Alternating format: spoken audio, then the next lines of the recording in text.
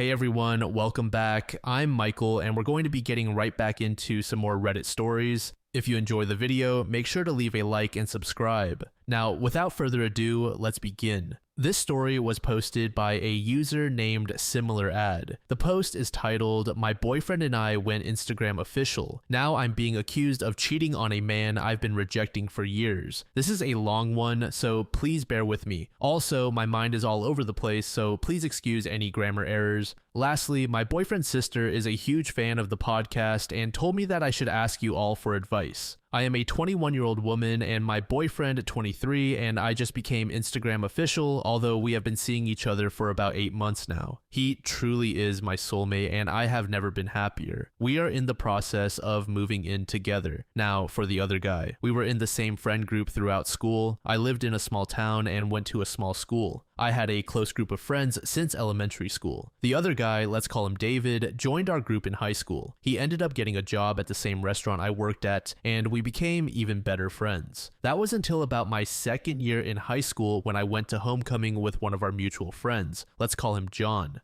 After John and I went to homecoming together, David started to completely cut John and me out. He convinced the group to stop hanging out with us at lunch or outside of school and completely gave me the cold shoulder at work. That was until John and I decided we would be better off as friends. Then everything went back to normal. After that, prom came around and David asked if I would go with him. I politely declined. He kept insisting and I kept saying no, explaining that my best friend Tracy and I were going without dates because she recently got out of a relationship and wanted to go just with the girls. Later at prom, I found out that he texted Tracy beforehand asking what color dress I was wearing and showed up in the same color tuxedo. All night he made comments about how we looked like a couple and that this would have been funner as a date. After that, I avoided him as much as possible. A couple of months later, he started dating a girl in a town over, and I got into a couple of year-long toxic relationships. David and I lost touch. Later, my ex and I broke up, and coincidentally, David and his girlfriend broke up too. He reached out. Being a good friend, I listened to his sob story about breaking up with his ex and how toxic she was to him.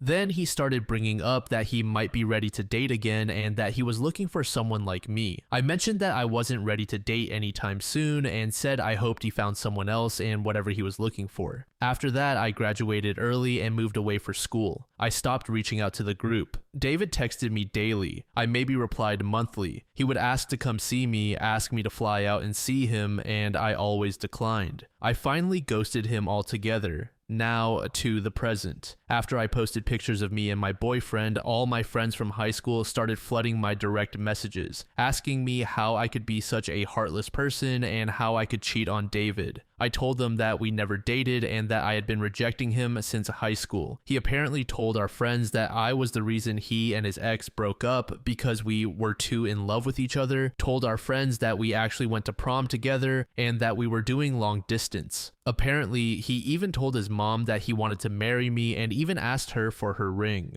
All this time, I have made it very clear that I don't like him. Now everyone says I led him on. My boyfriend and his sister think that everyone is insane to think I led him on and that I'm awful. I feel like I'm going crazy. How am I leading on a man to the point that he thinks we are dating even when we haven't talked in 5 months and is telling our mutual friends he wants to marry me when I've been rejecting him for years? Update. I want to thank everyone for your advice and make some clarifications. I saw some people asking for an update. Also, I don't really know how I'm supposed to make an update, so if I did it wrong, please let me know. After I moved, I lost a lot of contact with my friends and only really talk through social media, if at all. They see David regularly because they live in the same town. I've also been back to visit since I moved. I'm not on Instagram much and rarely ever post. Looking back, maybe Instagram official was the wrong wording. He and I went on a trip to Niagara Falls, and I was just posting some fun pictures from that trip. Those were the first pictures I've posted of us. The last post I made on Instagram was some graduation pictures from 2021. In total, I have made 2 posts on Instagram. After I made my first post, another mutual friend named Carly reached out. She didn't automatically accuse me of cheating, but asked to talk because she's just as confused about this situation. On Sunday, we FaceTimed and she told me everything David did and said so far. After I moved, David started alluding to us having a long-distance relationship. Apparently, he would visit me every weekend and would send good morning streaks on Snapchat, showing a bed with a girl who had the same hair color as me. He did this every weekend. My friends asked him if I would ever come out to visit him, and he said I wouldn't because I was too busy. They all told him how he was such a wonderful boyfriend for always traveling to see me. I asked Carly if I could see the photos, and she sent them to me. I told her that the bed frame and sheets looked nothing like mine. We talked more, and I sent her the screenshots I had of me rejecting and not speaking to David. I asked if David had sent any other pictures of us together with my face in them. She said yes, and that David had sent a photo of us together last weekend. He said he didn't start sending photos with my face until last month. The photo was apparently of us sitting on a park bench together. Here's the kicker. Since high school, I have gotten 2 full-arm flower tattoos. In the photo, my arms were bare. I told her that, and we both got more confused. Did he find a look-alike? Was he paying her to pretend to be me? I showed the pictures with my face in them to my boyfriend, and he pointed out some details. 1, all the photos are black and white. 2, in one of the backgrounds, there was a small stock image logo. 3, the photos look like they were directly taken off my mother's Facebook from 6 years ago, but distorted. My boyfriend believes David might be using Photoshop to create those photos and using them to convey this disturbing delusion he has. I know David was very into technology in high school, so I wouldn't put it past him. I ended up sending all my evidence privately to those who accused me and to David's mother, then shortly after, blocked them all. My mother also blocked people on Facebook she didn't know. My boyfriend and I decided that we weren't going to take the legal route right away unless this happens again. We also decided to install more cameras around our new home, and I now carry pepper spray on my keychain. We are also looking into other safety measures, so if you have any suggestions, all are welcome. For those who have said they are going through or have gone through something similar, I am so sorry. The world is such a dangerous place, and I truly believe none of you deserve that stress, trauma, or pain. I hope your situations all have a positive and justified outcome. Remember to take care of yourself, and you really help me see that it isn't my fault. I'll update again if there are any major changes. That being said, I hope you all have a wonderful day. 1721 said, "This is so incredibly creepy and I feel sorry for OP.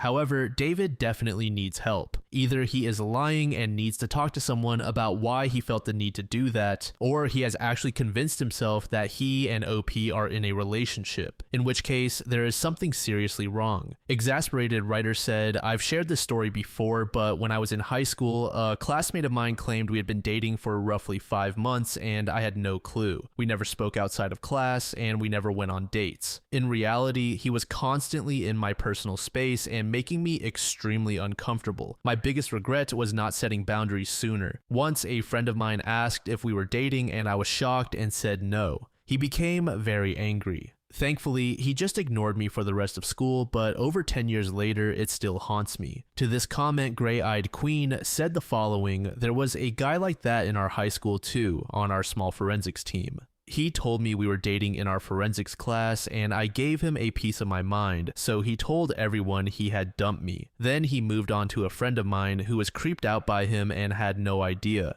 When she finally figured it out, a guy from the team offered to pretend to be her boyfriend for a few days. The guy got so mad that she was cheating on him that he tried to beat up a bathroom at a tournament. My mom and I had to drive him and his friend home after the tournament and listen to him moan about how he was suicidal now, while I kept interjecting that they had never actually dated and that none of it was real. He disappeared about a year after graduation. I have no idea what happened to him." This second post was made in the AITA subreddit by a throwaway account. The post it titled, "I started a house project without discussing it with my wife. My wife Amy and I have a spare room in our home. We have gone back and forth for over 2 years about what to do with it, but we never took the initiative to implement any plans. We already have enough guest rooms and an office, so the room just sits there unused. I'm not too worried about it, but my wife brings it up now and then. These mentions are only about the unused room itself, not anything concrete she wants to use it for. About 8 months ago, I made a new friend, Ben, and we immediately connected. I've never had many close male friends, so this connection is especially important to me. The conversation flowed easily, and we had a lot in common. I didn't think such a strong bond of genuine love and respect could develop in less than a year, but it has been amazing to experience and get to know him. One thing we bonded over was our shared love for art and music. Ben is much more talented than I am at painting, but it's something we both enjoy. His birthday is coming up soon, and I thought that in addition to other gifts, I could turn the spare room into an art studio for both of us to use. I already ordered a few things and was about to start painting the walls when my wife came in and demanded to know what I was doing. I explained that I was finally fixing up the spare room. She said it was unacceptable that I had done this without confirming with her first, but I didn't think I needed to since the room has basically never been touched in 2 years.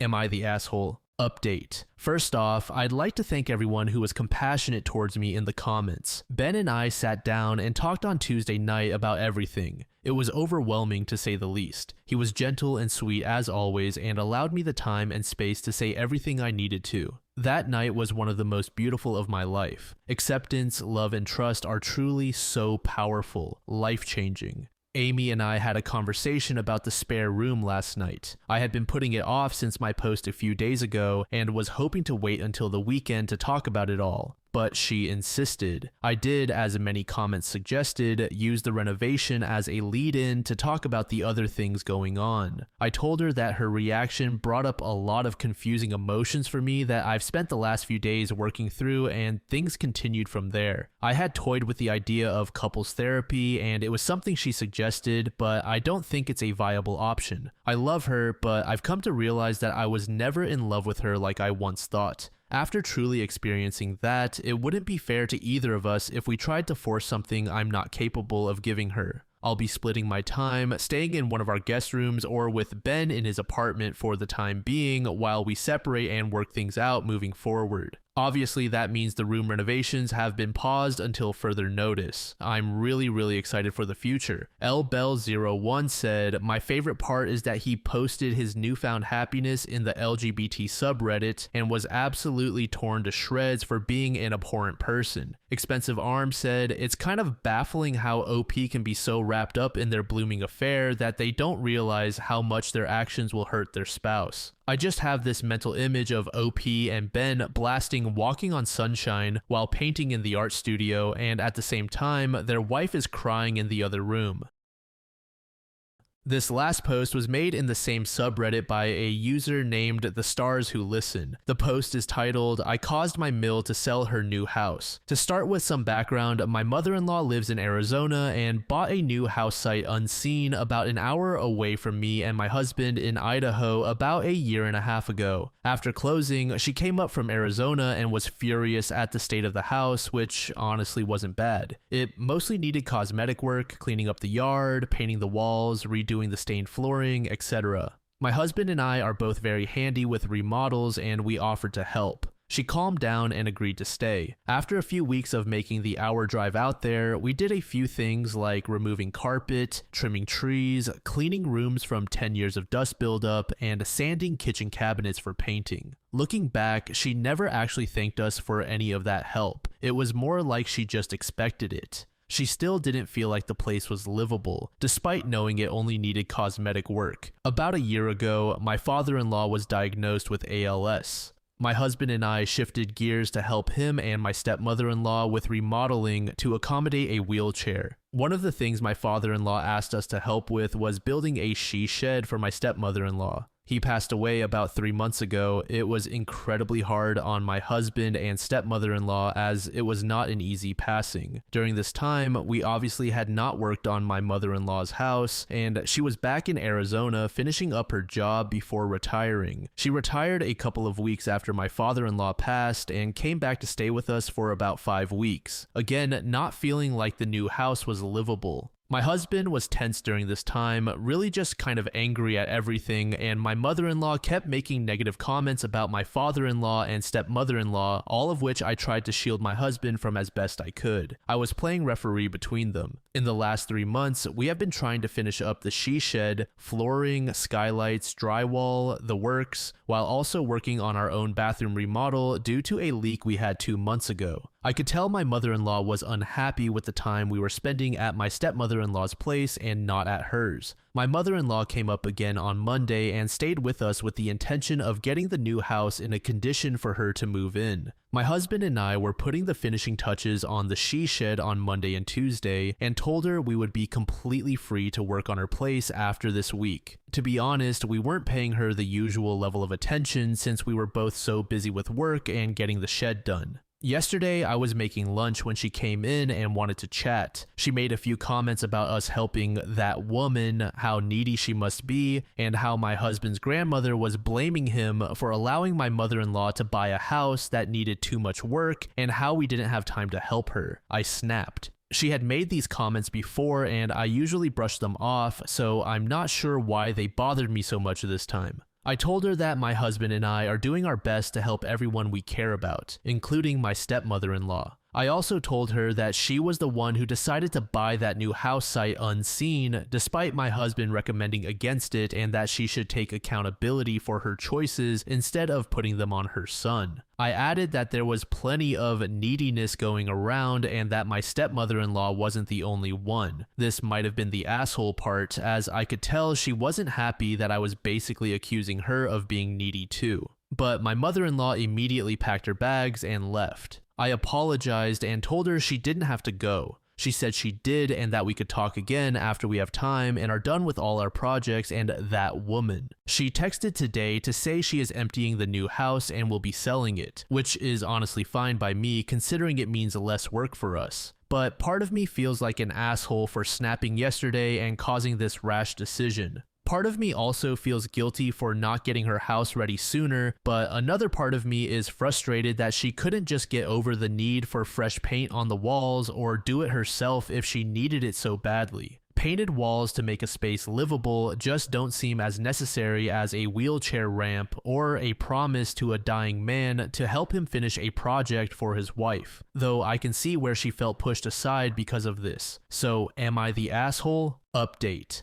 About 6 months ago, I posted about my mother-in-law threatening to sell her house after I snapped at her over comments she was making about my husband and his stepmother following his father's passing. A lot of you pointed out that she was using us for free labor, and you were totally right. I appreciate all the advice and words of encouragement. Now, for the update, we hadn't heard a peep from my mother-in-law all these past months until about a week and a half ago. My husband and I were on a flight to Peru when she literally texted that she was on the way to our house. No call, no asking if we were free, just that she was already halfway through the 16-hour drive from her Arizona house to our place. We were on a layover at this point and both just stunned. My husband waited to respond until the next day because he was so upset and simply texted, "We are in Peru," to which she replied that she figured we might be gone. We talked it over that morning and stupidly agreed that we should extend an olive branch since she drove all that way and tell her she could stay at our place, foolishly thinking it would be for a night or two. She said she would since she had had a long 24 hours and would be working on her house in Toccoa.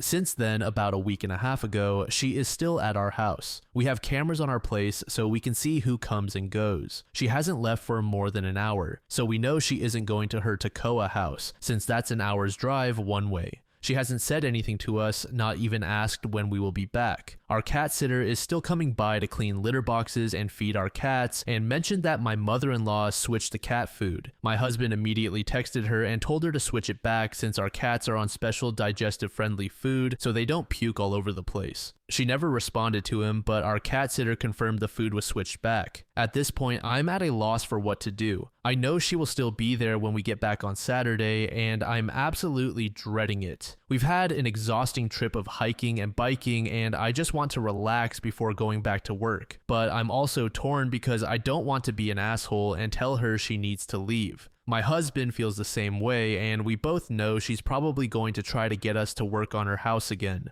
We agreed there is no way in hell we will, given how she's acted, refused to apologize, and taken advantage of us, especially this last week and a half. So any advice on how I can politely tell her to leave before we get back? The last thing I want is to send a text that she will forward to my husband's whole family to tell them how horrible we are for kicking her out. Not that he seems too worried about that, but he hasn't had contact with any family on her side for months, and it breaks my heart to see. Update 2. Tiny update, I did as you suggested. My husband texted her asking what her plans were since we saw on the cameras that she was still there, and we thought it would only be for a night or two. She hasn't responded, but we saw on the cameras that she started packing her bags into her car. She hasn't left just yet though. I'm honestly wondering if she just forgot that we have cameras and probably asked our cat sitter when we would be back, with plans to possibly leave before then, knowing she had about 2.5 weeks. We will give it another day and try contacting her again if there is no movement, enjoying the time we have left in Peru in the meantime.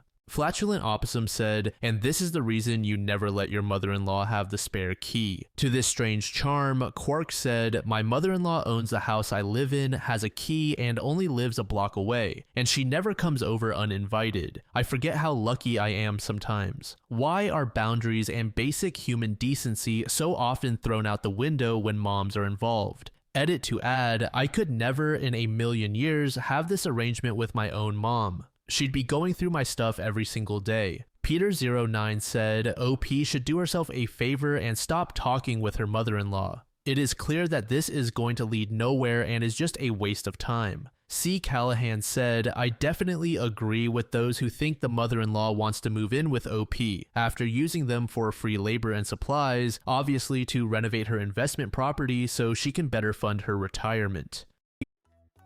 Thank you so much for making it to the end of the video, and thank you also to partner of the channel, Gamersupps. Use code DLAM to support the channel and get 10% off of your purchase, link in the description. I'm sure many of you like me have a hankering for daily caffeine, so go check them out. Lately, I've been a big fan of Titty Milk and Acid Rain, but they've got dozens of other flavors for y'all to try out. Anyway, thanks again for reaching the end, and I hope you all have an amazing passage of the next 24 hours.